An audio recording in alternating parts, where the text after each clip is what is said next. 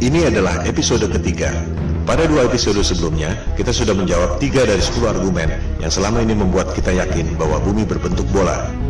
Pada episode ini, kita akan membahas topik nomor 4 dan 5, yaitu soal teori bumi mengelilingi matahari dan gravitasi Newton yang merupakan landasan dari seluruh dogma sains modern. Kita mulai dengan topik keempat, tentang persepsi bahwa Galileo membuktikan teori heliosentrik atau bumi mengelilingi matahari.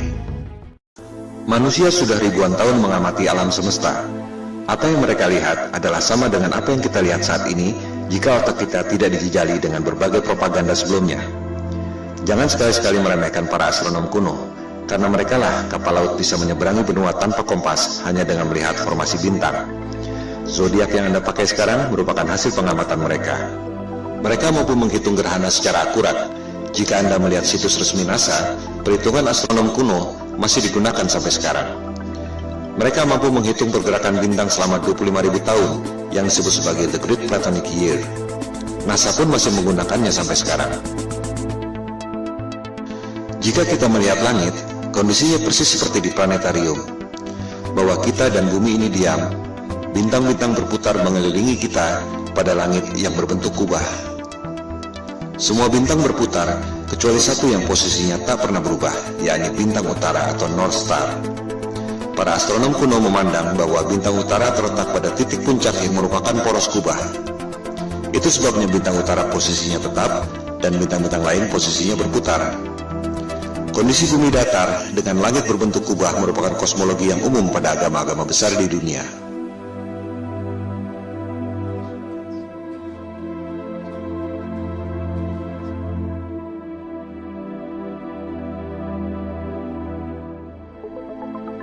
Yang tak banyak diketahui orang adalah peta standar dunia sebelum berdirinya NASA tahun 1958 adalah peta bumi datar.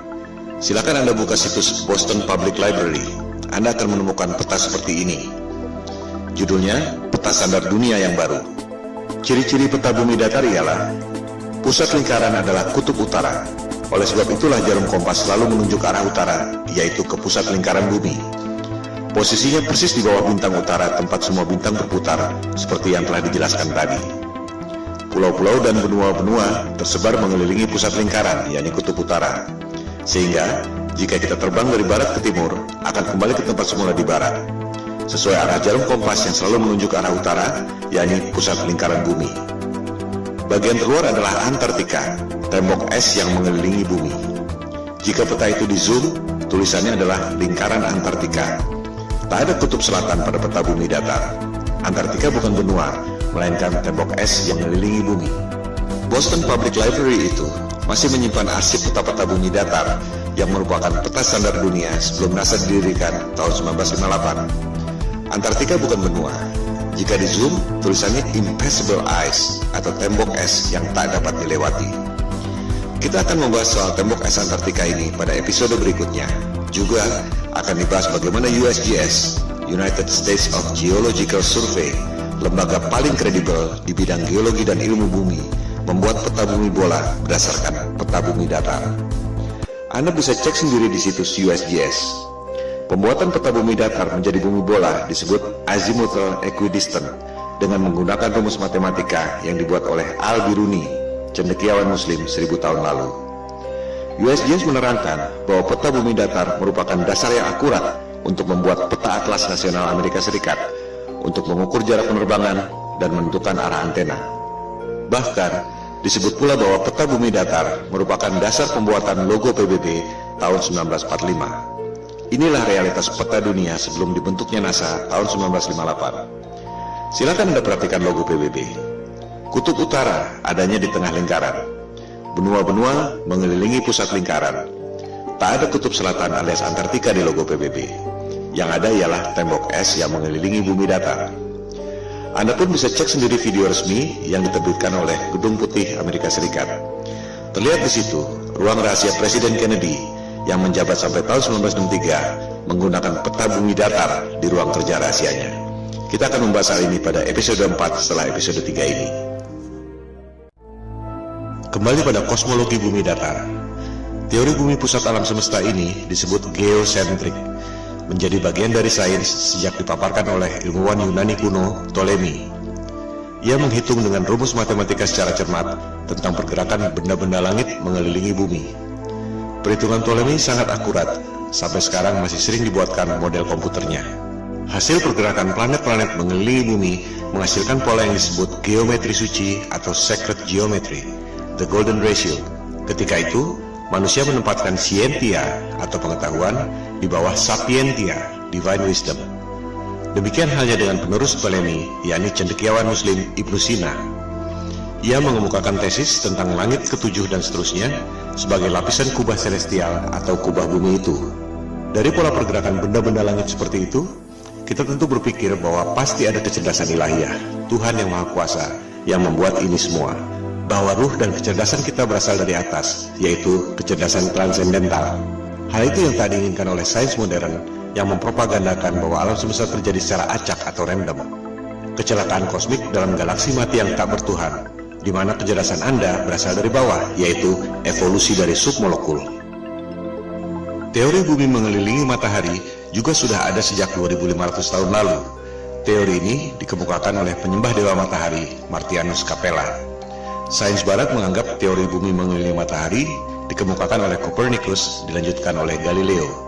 Padahal Copernicus dalam bukunya mengatakan bahwa ia sangat dipengaruhi oleh Martianus Capella, tokoh pagan alias musyrik penyembah dewa matahari yang hidup 2000 tahun sebelumnya. Kebanyakan orang berpikir bahwa Galileo membuktikan teori bumi mengelilingi matahari, seolah Galileo dihukum oleh otoritas agama karena mengatakan kebenaran, bahwa agama adalah korup, saintis adalah pahlawan. Padahal yang terjadi justru sebaliknya. Silakan Anda cek buku The Genesis of Science yang sudah dirangkum pada Wikipedia. Otoritas agama memberi kesempatan pada Galileo untuk membuktikan teorinya. Justru Galileo yang gagal membuktikannya. Pembuktian saintifik yang gagal dilakukan oleh Galileo ini disebut stellar parallax, yang masih dilakukan orang sampai sekarang. Sederhananya seperti ini. Jika Anda berdiri di posisi A, melihat pucuk pohon C, akan terlihat bahwa pucuk pohon C itu seolah berada di depan tebing X. Jika Anda berdiri di posisi B, melihat pucuk pohon yang sama, akan terlihat bahwa pucuk pohon C itu seolah berada di depan tebing Y. Padahal sebenarnya pohon dan tebingnya tidak berubah. Yang berubah adalah posisi dan sudut pandang Anda. Analogi sederhana itu diterapkan pada sudut pandang kita lewat teleskop jika betul bumi berputar mengelilingi matahari dalam 12 bulan. Ketika bumi berada di posisi A, katakan pada bulan Januari, kita melalui teleskop akan melihat bintang C, posisinya ada di depan rasi bintang X. Setengah tahun kemudian, misalnya pada bulan Juli, kita melalui teleskop akan melihat bintang C, posisinya ada di depan rasi bintang Y. Sederhana bukan? Pengujian stellar parallax ini yang dilakukan oleh Galileo dengan menggunakan teleskop. Hasilnya gagal. Rasi bintang tidak berubah. Artinya, buminya diam, tidak berputar mengelilingi matahari. Hal ini yang tidak diajarkan di sekolah. Seolah-olah Galileo dihukum karena menyampaikan kebenaran. Padahal ia gagal membuktikan teorinya. Galileo marah dan menyerang Paus Urban VIII lewat buku Dialogue Concerning the Two Chief World Systems. Jadi, sebenarnya ia dihukum karena pemberontakan politik, bukan karena sains. Disinilah kebohongan sains modern dimulai. Teori bumi mengelilingi matahari diajarkan di sekolah-sekolah Eropa sejak abad ke-16, meski sebenarnya belum terbukti. Bahkan ketika itu belum ada teori gravitasi. Ini merupakan konsekuensi politik Eropa abad pencerahan yang ingin lepas dari otoritas agama. Percobaan stellar parallax ini terus dilakukan sampai berabad-abad kemudian. Terakhir dilakukan oleh NASA dan Harvard University. Silakan Anda cek, hasilnya ada di perpustakaan Harvard University. Seiring dengan kemajuan teleskop, dilaporkan bahwa terlihat posisi bintang memang berubah. Masalahnya, yang separuh bergerak ke kiri, yang separuh lagi bergerak ke kanan. Fenomena ini disebut negative parallax. Artinya apa?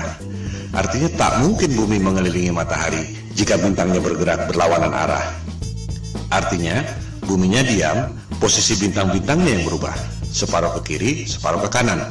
Ini hanya mungkin terjadi jika kubah celestialnya, alias langitnya, ada berlapis, seperti yang dikemukakan oleh Ibnu Sina tadi. Kesimpulannya, persepsi bahwa Galileo membuktikan teori bumi mengelilingi matahari adalah salah besar. Pertama, Galileo gagal membuktikan teorinya, di mana rasi bintang atau stellar parallax tidak berubah.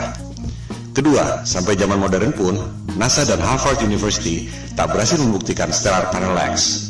Yang ada justru negatif parallax, separuh rasi ke kiri, separuh rasi ke kanan. Dengan demikian, terbukti bahwa teori bumi mengelilingi matahari yang dikemukakan oleh Copernicus dan Galileo yang diajarkan di sekolah-sekolah seluruh dunia dan merupakan indoktrinasi ke otak kita semua adalah kebohongan sains modern.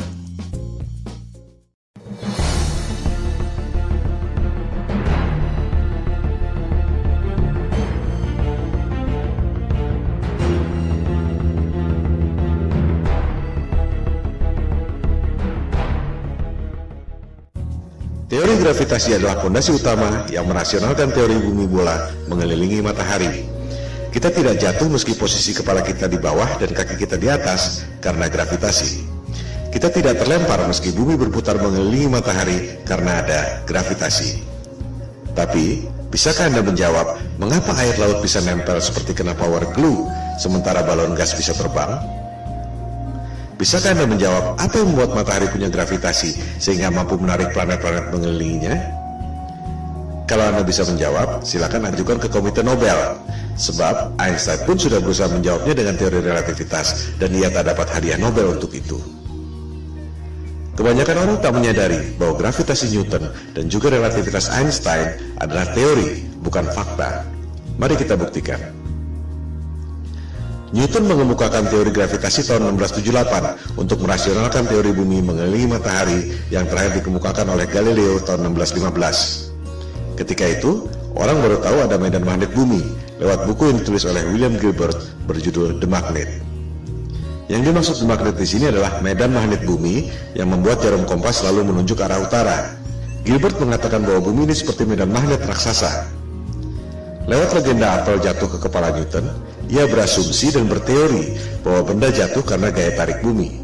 Persis seperti medan magnet membuat jarum kompas menunjuk arah utara. Padahal, jika kita ganti jarum kompas dengan kayu, maka medan magnet bumi tak dapat menariknya. Dari situ, untuk mendukung teori bumi mengelilingi matahari, Newton berasumsi dan berteori bahwa planet-planet mengelilingi matahari karena gravitasi. Ia pun membuat rumus gravitasi yang terkenal itu. Rumusnya memang benar, menghitung massa dua buah benda, jarak, dan gayanya. Tapi itu tidak membuktikan bahwa bumi punya gaya tarik. Silakan Anda cek, Newton tak dapat membuktikan mengapa apel jatuh ke kepalanya secara vertikal, tapi bumi terkena gravitasi matahari, berputar keliling-keliling, tak ada habisnya. Sebuah fenomena bisa dijelaskan lewat penjelasan saintifik yang berbeda. Mari kita ambil beberapa contoh. 1. Fenomena elektron berputar mengelilingi inti atom. Apa penyebabnya? Newton akan menjawab gravitasi, persis seperti bumi mengelilingi matahari. Betul? Jelas salah. Niels Bohr, ilmuwan penemu kuantum leap dalam atom, mengatakan bahwa itu disebabkan oleh elektromagnetik, bukan gravitasi. Tak ada gravitasi pada atom. Rumus gravitasi Newton sama sekali tak bisa diterapkan untuk menghitung pergerakan atom. Di sini letak inti masalahnya. Ketika Newton hidup, ia tak tahu ada elektromagnetik. Oleh sebab itu ia berasumsi bahwa planet mengelilingi matahari karena gravitasi. Contoh kedua, fenomena matahari dan bulan berjalan pada porosnya. Apa penyebabnya? Newton akan menjawab gravitasi. Memang itu tujuan ia mengemukakan teori gravitasi. Nikola Tesla akan menjawab elektromagnetik. Persis seperti elektron berputar mengelilingi inti atom, suatu hal yang belum diketahui Newton selama hidupnya.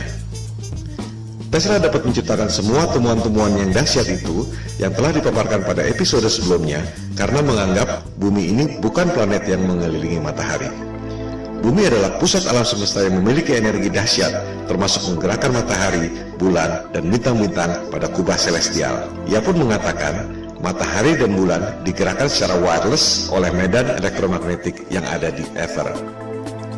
Lebih jauh lagi, ia mengatakan bahwa kubah bumi atau kubah celestial itu terangkat karena medan elektromagnetik. The only force you need to counter is the electromagnetic force, not gravity.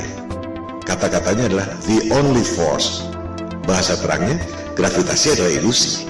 Tesla pun mengatakan bahwa bintang-bintang menempel pada kubah celestial atau the firmament, bahasa Alkitab Taurat, terjemahan King James.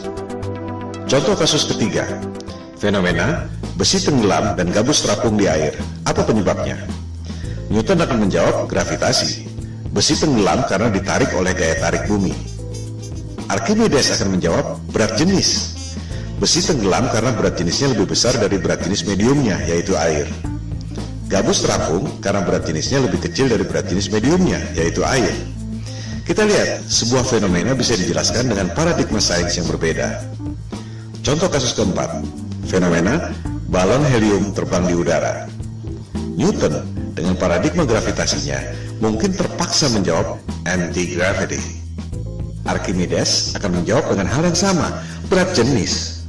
Balon helium terbang karena berat jenisnya lebih kecil dari berat jenis mediumnya, yaitu udara. As simple as that. Coba kita simak baik-baik foto ini. Air laut bisa nempel tanpa ada setetes pun yang tumpah. Sementara, kalau kita goyangkan gelas ke atas, air pasti muncrat ke atas sebelum jatuh ke bawah. Padahal, tenaga kita tidak sebesar tenaga samudra. Karena sudah diindoktrinasi sejak kecil dan menganggap bumi bola adalah fakta, kebanyakan orang akan mengatakan bahwa air laut tidak tumpah dan kita tidak merasa bahwa kaki kita ada di atas karena ada atmosfer yang terkena gravitasi. Contohnya adalah gambar ini. Betul? Salah. Itu adalah gambar imajiner tentang medan magnet bumi. Banyak orang mengira gravitasi adalah medan magnet bumi, padahal bukan. Seperti dilihat pada gambar itu, ada jarum kompasnya. Artinya, itu adalah medan magnet bumi yang membuat kompas menunjuk arah utara, bukan gravitasi yang mampu menarik orang ataupun gajah. Gambar tentang gravitasi adalah seperti ini. Di situ tulisannya, gravitasi membuat semua yang ada di bumi ini stabil. Apakah itu gambar ilmiah? Jelas bukan. Kita juga bisa membuat gambar bumi berbentuk kotak, atau bisa juga kita bikin bumi berbentuk trapesium dengan klaim yang sama. Itu semua adalah gambar imajiner. Coba kita perhatikan gambar ilustrasi gravitasi bumi itu. Apa yang janggal? Kita bandingkan dengan gambar medan magnetik bumi sebelumnya. Di gambar kanan itu, kita lihat ada kutub positif, ada kutub negatif. Ada gaya tarik dan ada gaya tolak. Sama seperti gambar besi magnet. Ada gaya tarik, ada gaya tolak. Ini adalah hukum kekekalan energi. Energi tak dapat diciptakan dan tak dapat dimusnahkan. Hanya bisa berubah bentuk. Contohnya, orang niup balon. Jika balonnya mengembang, pasti paru-paru yang niup itu mengempis. Tak mungkin ada balon mengembang terus jika tak ada energi lain yang mengempis. Inilah hukum kekekalan energi. Nah, itu teori gravitasi, ada gaya tarik bumi, tapi tak ada gaya tolak. Di mana logikanya? Ini bertentangan dengan hukum kekekalan energi. Sekali lagi, gambar-gambar pendidikan yang canggih-canggih itu adalah gambar imajiner. Tergantung asumsi orang yang membuatnya, bukan berarti bahwa itu fakta. Newton tak dapat menjelaskan mengapa bumi bisa punya gaya tarik. Yang bisa menjawab itu adalah Einstein tahun 1905. Dia bilang, gravitasi terjadi karena massa yang besar seperti bulan, bumi, matahari membuat ruang dan waktu melengkung. Wow, sungguh ide yang brilian yang tak terpikirkan dalam imajinasi saintis manapun di dunia. Itu yang membuat Einstein seorang jenius yang lain dari yang lain. Sebuah teori yang sangat indah. Pertanyaannya, apakah teori itu betul? Itu cuma teori yang ada dalam tulisan dan gambar, tak pernah ada di alam nyata. Contohnya ini, orang mencoba menjelaskan teori relativitas Einstein, bagaimana ruang dan waktu melengkung, menciptakan gravitasi yang membuat planet-planet mengelilingi matahari.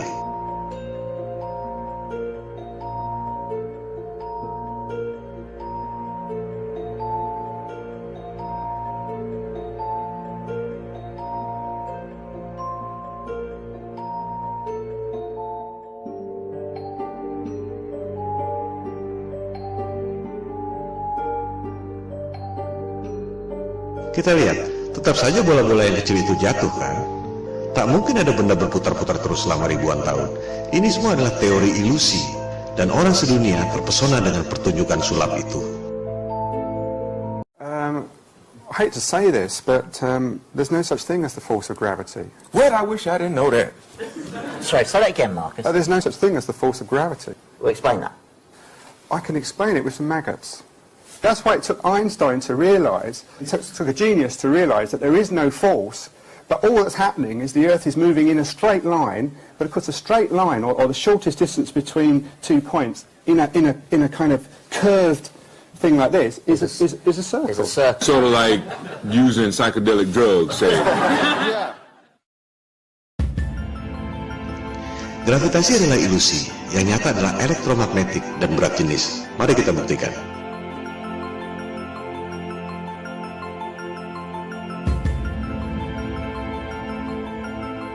Jadi, betul kata Tesla. Satu-satunya gaya yang harus kita hadapi adalah elektromagnetik, bukan gravitasi. Elektromagnetik bisa kita buktikan lewat benda-benda nyata, bukan cuma gambar-gambar konsep imajiner seperti gravitasi. Huge alternating electric current. On top is a 1 kilogram aluminium plate. So we hear this noise. What's that noise? It's the vibration of the plate because it's vibrating at 2 times the frequency of this one. Whoa!